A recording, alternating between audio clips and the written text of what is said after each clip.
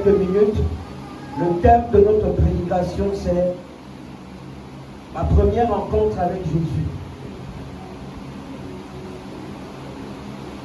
Ma première rencontre avec Jésus. Alléluia. Depuis pratiquement une semaine, l'Esprit de Dieu travaille dans mon esprit. L'Esprit de Dieu m'amène à constater les choses. Que ce soit partout dans le monde, que ce soit dans la toile, que ce soit au Cameroun, je constate beaucoup de choses. Parmi lesquelles, beaucoup de nos frères et sœurs qui étaient avec nous dans la foi qui nous est commune, beaucoup qui étaient avec nous dans l'église, peut-être pas ici, ailleurs, toi aussi, dans ta famille, beaucoup qui ont fait l'église, les premiers, les pionniers de l'église, ceux mêmes qui au départ, quand on entendait parler de la foi, c'est eux qu'on voyait. Pendant que d'autres jouaient le beau garçon et la belle fille. C'était eux les pionniers. C'était eux les chefs. C'était eux qui parlaient de Jésus avec une telle véhémence, avec une telle joie, qui parlaient même, qui allaient à l'église. C'était eux, nos frères et nos sœurs. Ils sont les premiers à avoir commencé cette affaire. Ils sont les premiers à avoir entretenu cette affaire. Ils sont les premiers à avoir été à l'église. Et aujourd'hui, le constat est désastreux. Que ces personnes, aujourd'hui, sont devenues des prêtres traditionnels. Ils sont devenus des fervents défenseurs de leurs ancêtres. Ils sont devenus ceux-là qui parlent aujourd'hui de la foi avec tellement de haine. La foi qu'ils ont chérie un jour. La foi qu'ils ont côtoyée un jour. La foi qu'ils ont bercée même un jour. Ils ont pratiqué un jour. Ils se retrouvent aujourd'hui en train d'être tellement haineux par rapport à tout ce qu'on appelle chrétien. Ils les détestent déjà avec une telle rage.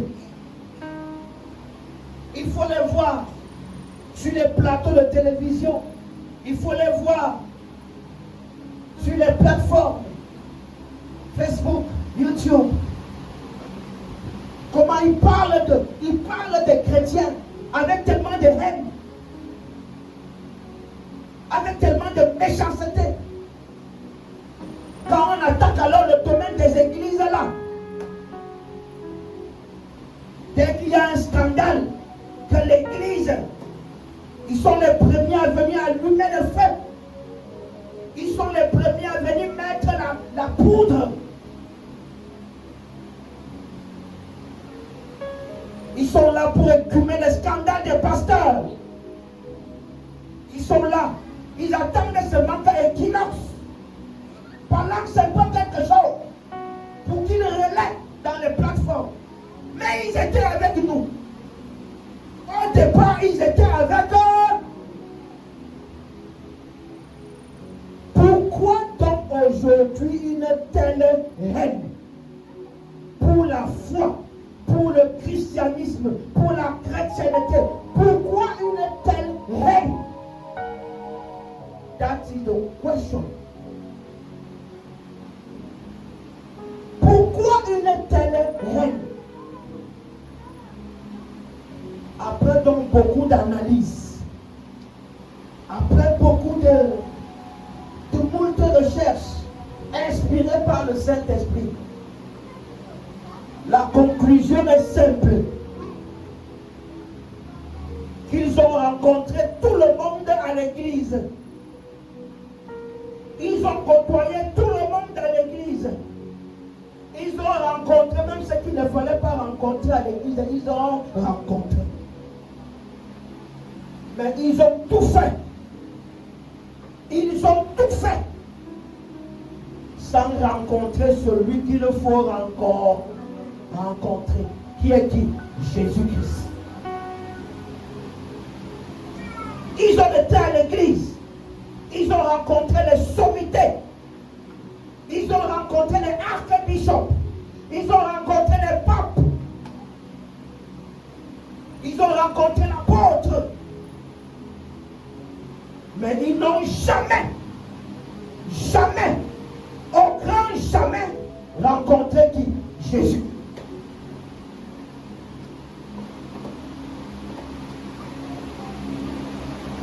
Dis à ton voisin, j'espère que tu ne seras pas parmi cela.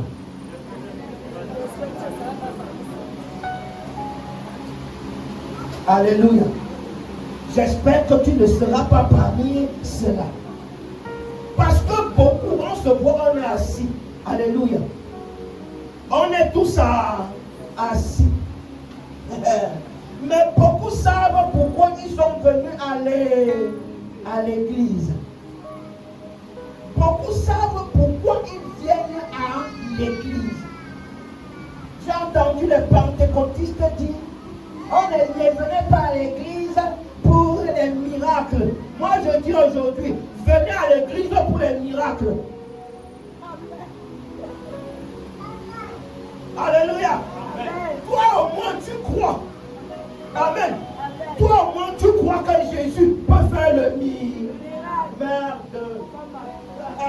Toi au moins qui viens pour le miracle là, tu crois que Jésus est capable de te toucher. Ton cas est meilleur. Tu vas entendre les cas. Sois prêt. Tu vas entendre les cas. Premier cas. Il y a des gens qui viennent à l'église pour tuer le temps. Parce qu'ils ont la réunion à 15h. Alléluia. Ils ont réunion à 15h. Ils savent que l'église va finir tout de 14h20. Le temps de chercher la moto, ils vont arriver à 15h top. Ils sont à l'église. Premier cas. Certains viennent pour tuer le temps. Que le temps passe. Parce qu'on a un grand rendez-vous à partir de 15h. Comme on ne veut pas rester à la maison, on essaye de tuer le temps. On part quand même à l'église. D'autres viennent à l'église parce qu'ils fuient le bailleur. Parce qu'ils fuient qui? Le bailleur. Tu sors tous les jours de lundi à samedi à 6h comme un fantôme de temps. On ne sait jamais que quelqu'un habite des... Mais comme tu sais que le bailleur sait que tout le monde est à la maison le dimanche, tu sors rapidement pour venir à l'église.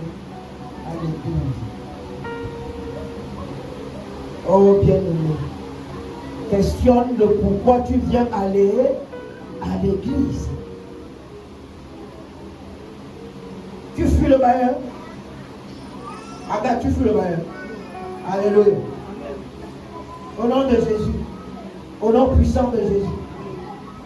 Certains fuient le bailleur. Alléluia. D'autres viennent à l'église. Écoutez très attentivement. D'autres viennent à l'église parce que c'est une église familiale. Parce que c'est une église communautaire. Il fait comme ça ici dans l'église aussi. Il vient à l'église parce que c'est une église communautaire. Lève la main. Si tu viens à l'église parce qu'il y a des temps ici beaucoup, lève la main. Lève la main.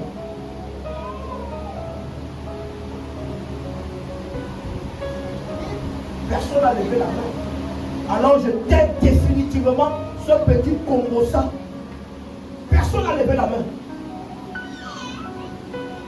Personne n'est ici là, à l'église, parce qu'il appartient à la famille de tel ou de tel. Chacun est ici venu pour chercher Jésus. On va faire des petits chantages. J'ai vu ça dans une église là-bas. Quand le pasteur, une famille est arrivée dans une église, quand ils ont refusé, le pasteur a refusé de leur donner des postes. Ils ont commencé à parler en bas, parce qu'on parlait de ça. Ils ont vidé l'église, ils sont partis avec la malédiction. La plupart là, zéro don. Dis à ton voisin, sors de ça.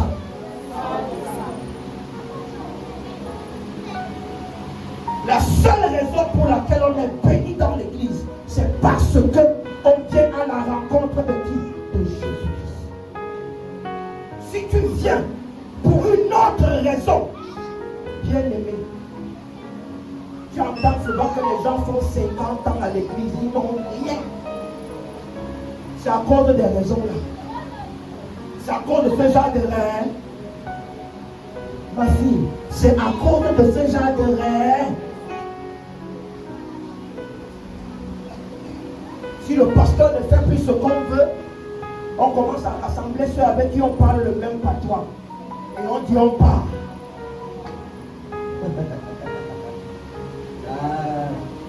Au nom de Jésus. J'espère que le Congo ça là est fini comme ça. C'est terminé. Ça s'arrête là. Et ceux qui alimentent ce Congo ça là vont savoir, savent maintenant que les gens viennent plus chercher Jésus. Au nom puissant de Jésus-Christ. Beaucoup ont des raisons pour lesquelles ils viennent à l'église bien aimée. Chacun a ses raisons. Chacun a sa part de pensée. Chacun sait pourquoi il vient à l'église. Mais je peux te dire une chose. Ceux qui viendront à l'église pour chercher Jésus trouveront Jésus. Ceux qui viendront à sa rencontre trouveront Jésus. Il y a des gens que moi j'ai rencontrés en aparté. Je leur ai dit, je vois ce que Dieu veut faire dans ta vie. Je vois ce que Dieu veut faire dans ta famille, maman, papa. Je vois ce que Dieu veut faire dans ta maison. Voilà ce qui m'amène vers toi. Je ne suis jamais venu parce que je suis peut-être le beau-frère d'une maison. Jamais. Je suis venu parce que je suis pasteur. Et je suis venu parler à la personne en tant que pasteur.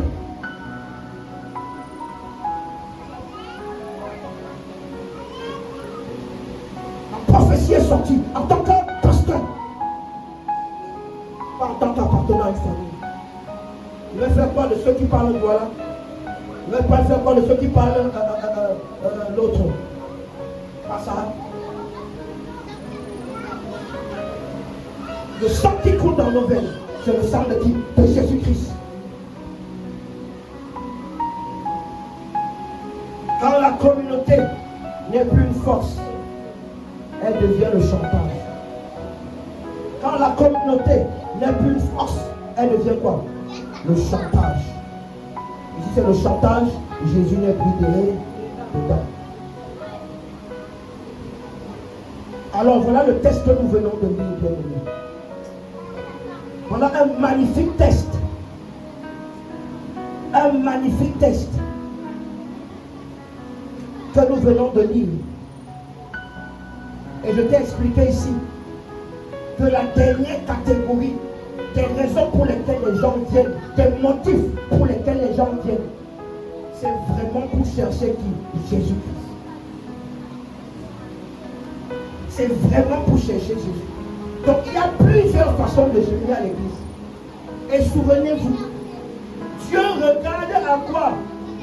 Au motif qu'il y a dans ton cœur. Dieu regarde à quoi? Le motif. Souvenez-vous de Genèse chapitre 22.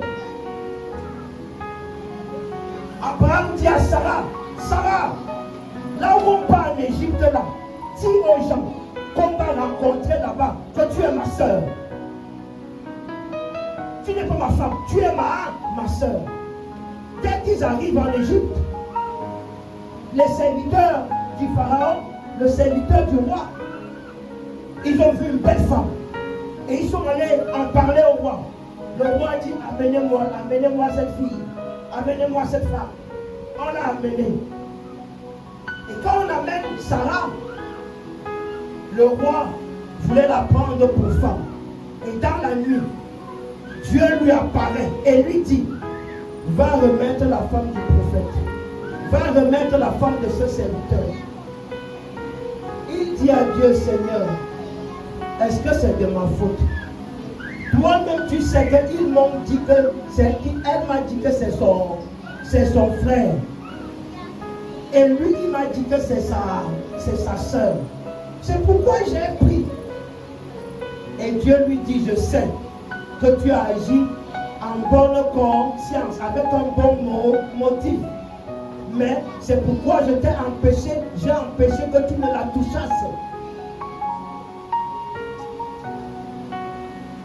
Dieu ne punit pas ce roi. Pourquoi? Parce que le motif qui est derrière est comment? Est bon. On lui a dit que Sarah était la sœur.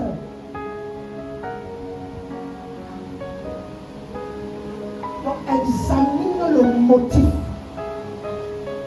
Parce que pour la rencontre avec Jésus, tu vas le comprendre dans la suite des temps. La rencontre avec Jésus, on a besoin de quoi? Du motif qui est dans ton cœur.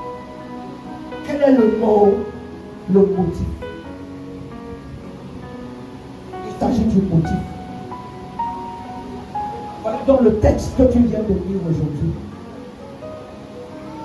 Un magnifique texte. C'est l'histoire des rencontres et des multiples rencontres. Chaque disciple a rencontré Jésus d'une manière spéciale. C'était un jour spécial. Le bon Jean raconte ce jour comme un jour unique en son genre. C'est un jour particulier. Parce que quand tu rencontres Jésus, ce n'est pas un jour ordinaire. Ce n'est pas un jour comme n'importe lequel. C'est un jour spécial. Tu peux rencontrer Jésus, ta vie n'est plus la même. Il y a même d'abord personne qui a rencontré Jésus et est resté le même. Il n'y a personne dans la Bible, on va le voir tout à l'heure. Il n'y a personne qui a rencontré Jésus et est resté le même.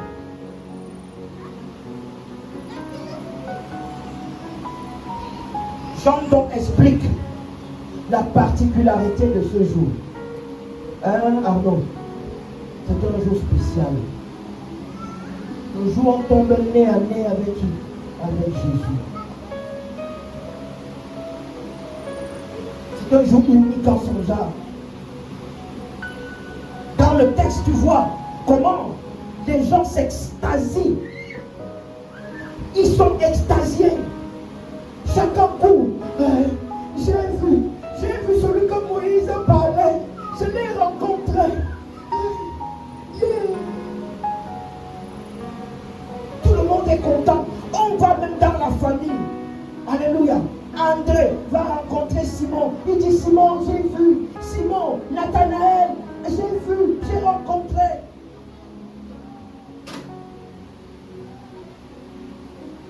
Ce n'est que ça. C'est l'effet et rencontre de Jésus qui procure cette joie. Et ce n'est pas fini. Ce n'est pas fini. Ce n'est pas seulement pour les gens du passé. C'est ce qui manque aujourd'hui à l'église. Les gens ne viennent pas rencontrer Jésus.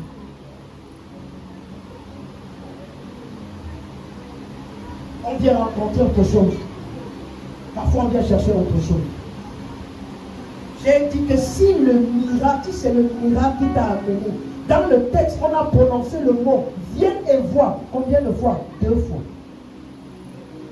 Ça veut dire que dans la nature de la rencontre avec Jésus, il y a exactement cette notion de viens et on voit.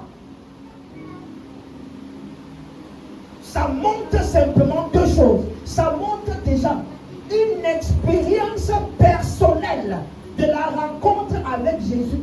On rencontre Jésus personnellement. Deuxième des choses, ça montre également le caractère transformation. Le caractère transformation que revêt la rencontre avec qui? Avec Jésus-Christ. Jésus ne peut pas te rencontrer, ou tu ne peux pas rencontrer Jésus et rester le même. Ce n'est pas possible. C'est pourquoi on dit viens et vois. Voilà la première des choses que ce texte nous enseigne. Il y a ce caractère viens et vois. Et je t'ai expliqué pourquoi. Viens et vois. Première des choses. Expérience personnelle. On peut être mis à l'église, mais chacun doit rencontrer son Jésus. Hein, Sylvie? Chacun doit rencontrer son Jésus. Chacun a besoin de rencontrer qui? Son Jésus-Christ. Et la deuxième des choses, c'est le caractère miracle. Le caractère miracle. Et le miracle a une double nature. Le miracle peut être physique, c'est-à-dire comme Pierre a eu. On a multiplié dans les poissons. Les poissons, on a fait la pêche. Quand il n'y avait plus rien, on a fait la pêche. Jésus a dit lancez le filet et on a pu capter le poisson. Mais il y a d'autres qui ont rencontré Jésus, pas dans ce sens de miracle. L'apôtre Paul n'a pas eu un miracle. L'apôtre Paul, au contraire, qu'est-ce qui s'est passé? Quand il a rencontré Jésus, il est devenu aveugle. Jésus est devenu comment? Paul est devenu comment? Aveugle. Donc, il y a différents types de rencontres avec Jésus. Ça peut être le miracle. Pas. Tu arrives, oui, Jésus fait un truc. Mais tu peux aussi arriver. Jésus te rend comment? Aveugle.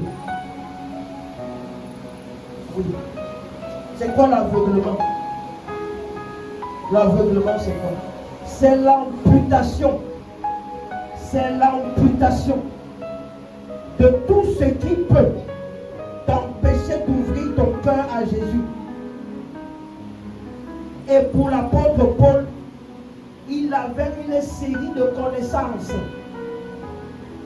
Il avait une série de données dans sa tête, de vérités dans sa tête. Que Dieu a d'abord commencé à faire comment? À fermer. L'apôtre Paul n'arrivait pas à accepter que le Dieu de ses pères puisse avoir un fils. Il dit que ce n'est pas logique que le Dieu, le grand Dieu qui a fendu la mer, le peuple d'Israël, vous me dites que ton fils n'a fait Jésus. Ça c'est le mensonge là. Jusqu'à ce qu'il rencontre Jésus face à face sur la route de Damas. Il y a donc des gens qui vont recevoir le miracle instantané et d'autres que Dieu va d'abord rendre aveugles. Il y a d'abord certains que Dieu va faire comment? Rendre aveugles, c'est-à-dire les transformer. Casser les connaissances, les CD. On va formater le CD. On change les données. C'est pourquoi donc beaucoup parfois sur le chemin fou. Parce qu'ils sont venus avec des préjugés. Ils ont cru que parce que Dieu a fait pour Macho, comme Alléluia, il va aussi forcément faire de la même chose pour Marie. Dieu gère chacun selon son taille. timing. Mais le plus important, c'est que au final, tout le monde témoigne. Le plus important, c'est que tout le monde témoigne. Au nom de Jésus. La deuxième des choses que ce texte que nous avons lu nous enseigne, c'est les deux questions qui se posent dans le texte. Les deux disciples ont rencontré Jésus. Les disciples, c'était les amis de Jean-Baptiste. C'était les disciples de Jean-Baptiste. Ils étaient en train de marcher. Après, ils ont vu Jésus qui passe. Jean leur dit, voilà l'agneau de Dieu qui ôte le péché du monde. Elle dit, hein? Ah bon? Celui là-bas, celui. Directement, ils ont laissé et abandonné qui? Jean. Ils sont partis à la rencontre de celui qui est important. Et quand ils sont partis, ils ont demandé. Jésus leur demande, il a constaté qu'ils les suivaient. Que ces deux disciples les suivaient, il leur demande, que cherchez-vous? Cette question-là, on peut poser ça à tout le monde. Qu'est-ce que tu cherches? Qui est ce que tu es venu chercher? C'est la question que Jésus pose à toute personne qui cherche à le rencontrer. Qui cherches-tu? Que cherches-tu? Bartimée, il a dit, que veux-tu que je fasse pour toi? Jésus va te poser aussi une question. Qu'est-ce que tu cherches? Qui est-ce que tu es venu chercher? Si c'est moi que tu es venu chercher, viens et suis-moi. Si c'est moi que tu es venu chercher, viens et suis-moi. Deuxième question. On lui demande, les disciples lui demandent, tu habites où? Tu habites où? Jésus leur dit, venez voir. Jésus ne vient pas dans ta vie pour passer.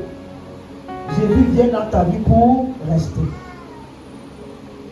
Jésus ne vient pas dans ta vie pour passer. Jésus vient dans ta vie pour rester. C'est pourquoi il leur dit, venez voir. Venez voir là où je reste. On ne montre pas sa maison à n'importe qui.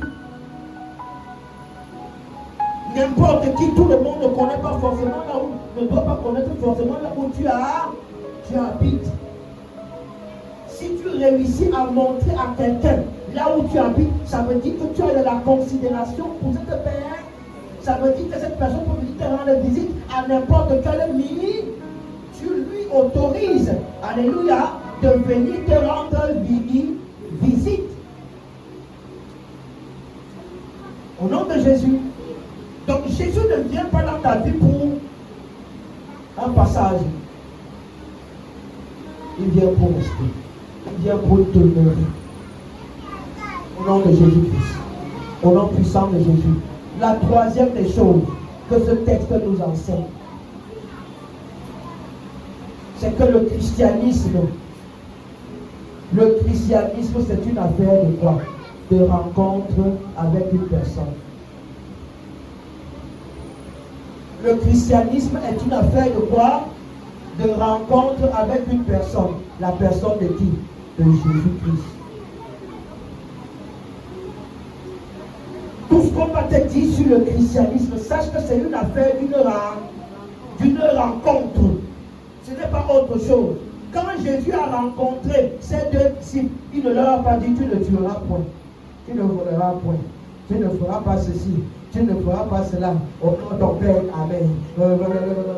Sortis les règles, sortis les machins, sortis les ceci, sortis une liste de principes ou de préceptes. Jésus n'a jamais brandi les choses qu'il faut faire, les choses qu'il faut être, les choses qu'il faut pour aller au salut, pour aller au ciel. Le jour de la rencontre, quand il a rencontré pour la première fois ses deux disciples, il n'a pas brandi une série de choses à faire. La chrétienté, le christianisme n'est donc pas une série de choses à faire, c'est une rencontre.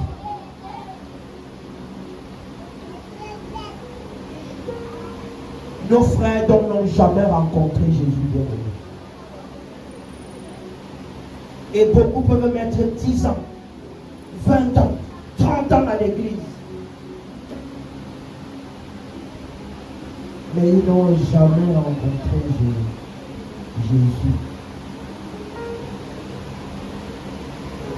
Je t'ai dit, ils ont rencontré tout le monde.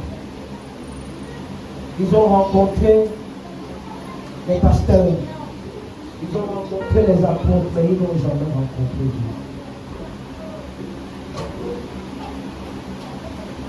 Ce matin, donc, je t'invite, bien aimé. Quand tu viens à l'église, sors de la routine intempestive. Sors de la routine intempestive. Cherche à rencontrer Jésus.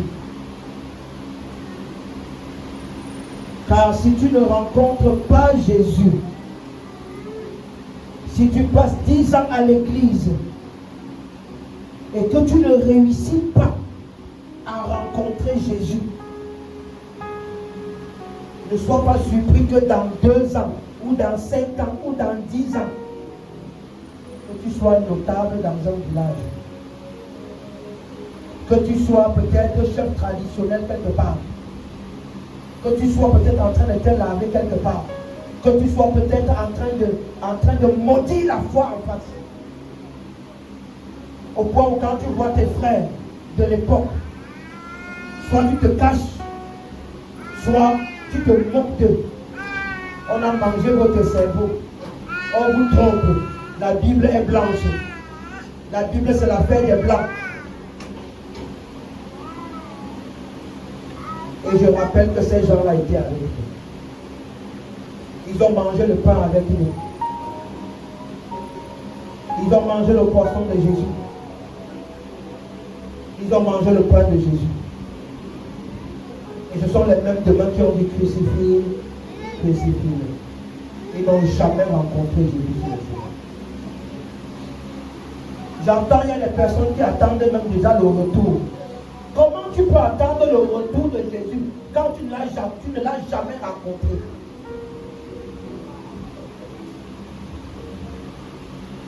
Comment peux-tu attendre le retour de Jésus quand tu ne l'as jamais rencontré?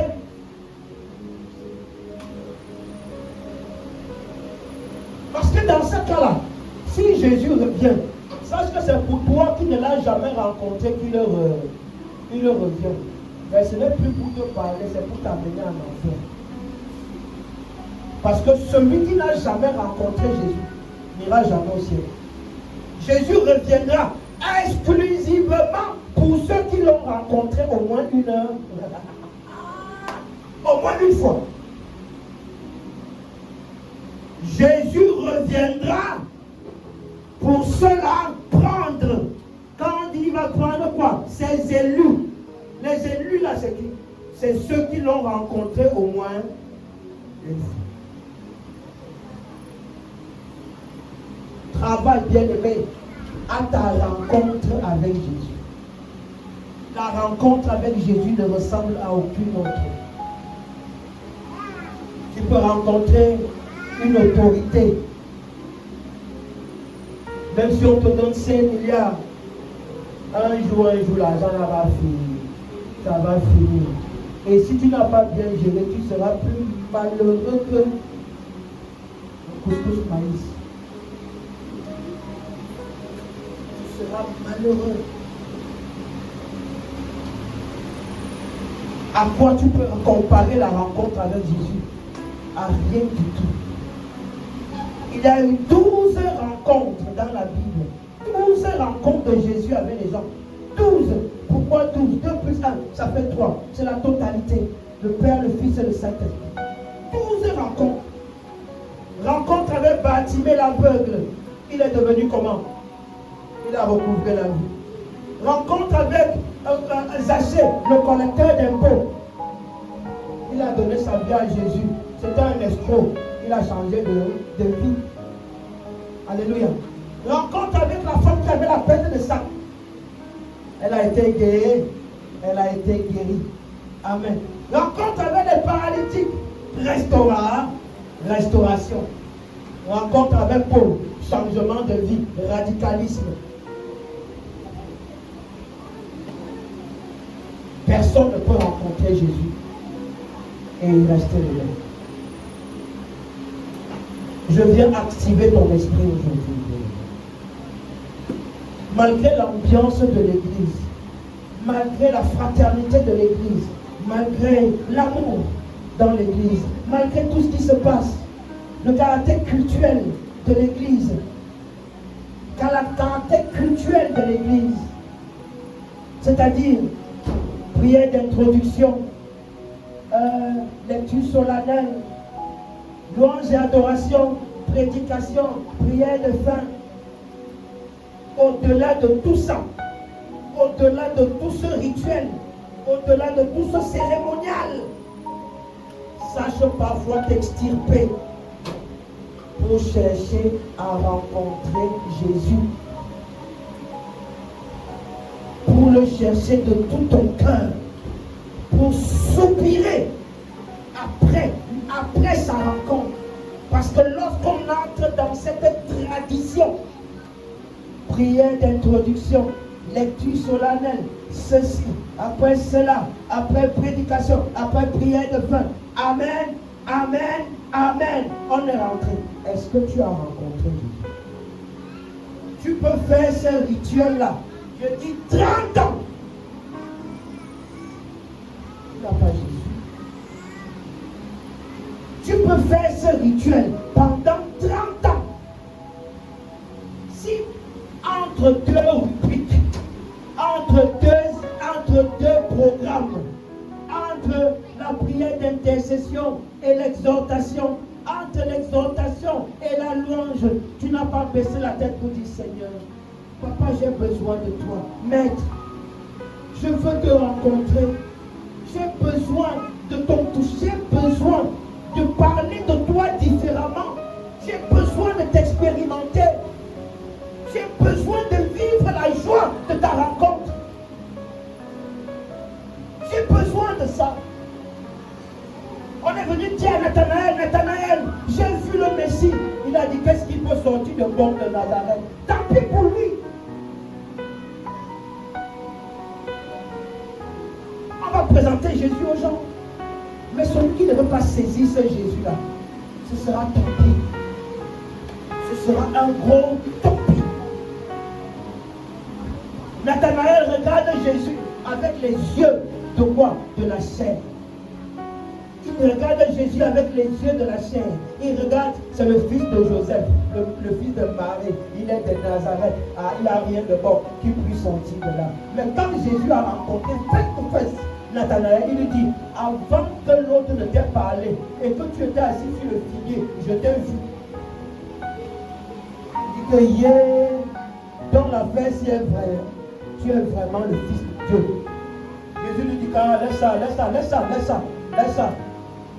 Donc c'est parce que je t'ai prophétisé, c'est parce que j'ai prophétisé, c'est parce que je t'ai dit, quand je t'ai vu, tu étais assis sur le figuier, c'est pour ça que tu confirmes que je suis le Fils de Dieu. Écoutez bien. Tu crois que tu vas venir à la rencontre de Jésus parce que je t'ai donné une prophétie.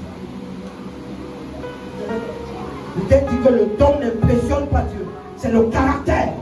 Le caractère. Le don n'impressionne pas Dieu, c'est le caractère. Voilà comment Jésus balaye la prophétie que lui a donnée. Il a balayé. Il que laisse ça, Nathanaël. Tu as cru parce que j'ai prophétisé. Les autres que je n'ai rien dit là, ils sont venus en moi parce qu'ils ont écouté la parole de Dieu. C'est eux qui sont valables. Tu as un élément maintenant. Donc toutes les reconnaissances que tu vas venir faire, parce que tu as reçu, parce que tu as entendu, parce que tu as marché. Accepte de venir à Christ. Accepte de venir à Jésus. Parce que tu l'aimes. Parce que tu es convaincu que la rencontre avec Jésus n'est égale à aucune autre rencontre sur la terre des humains.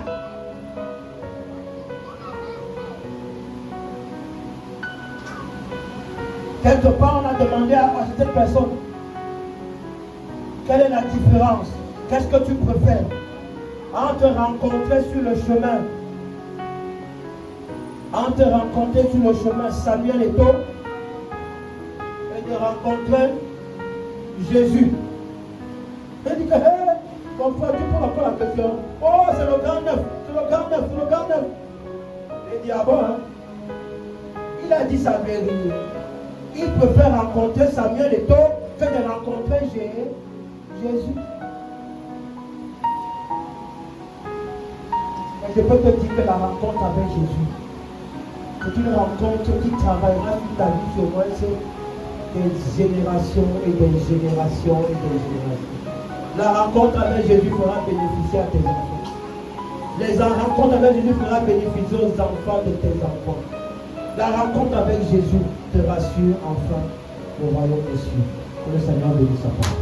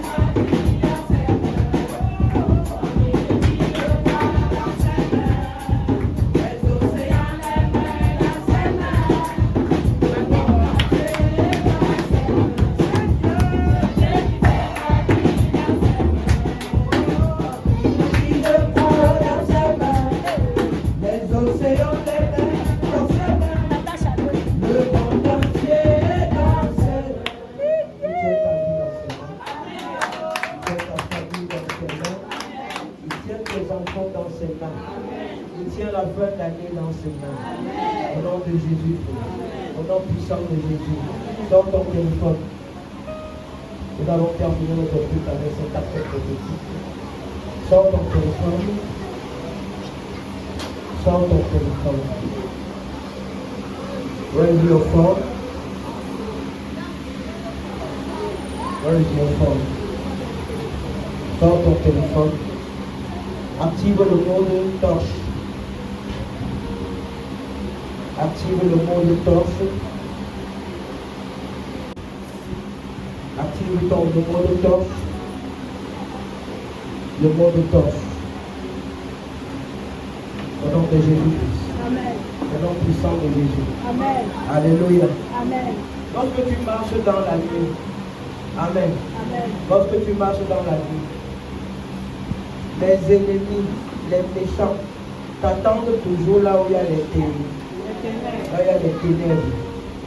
Alléluia. Tu viens passer, t'attendent toujours là où il y a le noir. Au nom puissant de Jésus. Oh Dieu, Oh Dieu, oh Dieu, oh Dieu, alors que alors que le diable et ses alliés aiment les ténèbres, en cette fin d'année, alors que je tiens ma torche entre mes mains, alors que je tiens ma torche entre les mains, alors que je tiens la lumière entre mes mains, alors que je tiens la lumière entre les mains, j'éclaire tous les sentiers obscurs. j'éclaire tous les sentiers obscurs, J'éclaire tous les sentiers obscurs. j'éclaire tous les sentiers Je obscurs, mets la lumière je mets la lumière là où l'ennemi là où l'ennemi tapis dans l'ombre, tapis dans l'ombre pour s'en prendre à ma vie. S'il voulait profiter s'il voulait de profiter l'obscurité de l'obscurité pour s'attaquer à moi, pour s'attaquer je à mets moi, la lumière là-bas. je mets la lumière, Je mets la lumière là-bas. Je mets la lumière là-bas. Je mets la lumière là-bas. Oh Dieu, éclaire mon environnement. éclaire mon environnement, Éclaire mon environnement. éclaire mon environnement, Partout où l'ennemi se cache, partout où l'ennemi se cache, j'envoie la lumière. j'envoie la lumière, J'envoie la lumière. j'envoie la lumière, Que ce soit sous forme de serpent que ce soit sous forme de serpent ou sous forme de toute forme d'animal. ou sous forme de toute forme d'animal, J'envoie la lumière là-bas. j'envoie la lumière, J'envoie la lumière. j'envoie la lumière, J'envoie la lumière dans mon bas du lit. j'envoie la lumière dans moi, J'envoie la lumière dans mes toilettes. j'envoie la lumière dans mes poches, J'envoie la lumière. j'envoie la lumière, J'envoie la lumière. J'envoie la lumière. Partout où l'ennemi peut se cacher, partout où l'ennemi peut se cacher, afin qu'il soit dévoilé. afin qu'il soit dévoilé, Partout où on a bloqué partout où on a bloqué ce que je dois obtenir en cette année, ce que je dois obtenir en cette année, j'envoie la lumière là-bas. j'envoie la lumière, J'envoie la lumière là-bas. j'envoie la lumière. Commence à prier au nom de Jésus. Que tout ce que tu as perdu, alléluia, alors que la lumière de Dieu descend en ce lieu-là, je déclare que tu récupères au nom de Jésus. Amen. Je déclare que tu récupères au nom puissant de Jésus. Ton amène est timide. Ton amène est timide. Au nom de Jésus. Je déclare que tu récupères ce qu'on t'a volé au nom de Jésus. Commence à balancer la lumière partout. Au nom de Jésus. Au nom puissant de Jésus. Seigneur, mon ciel est éclairé. Mon ciel est éclairé. Mon ciel est radieux. Mon ciel est radieux. Pour la fin de cette année. Au nom de Jésus-Christ. Au nom puissant de Jésus. Maintenant, ceux qui sont à côté de maintenant, ouvrez. Que la lumière soit et la lumière. Au nom puissant de Jésus. Amen. On va serrer par 4 amen et c'est accompli. Amen. Amen. Amen. Amen.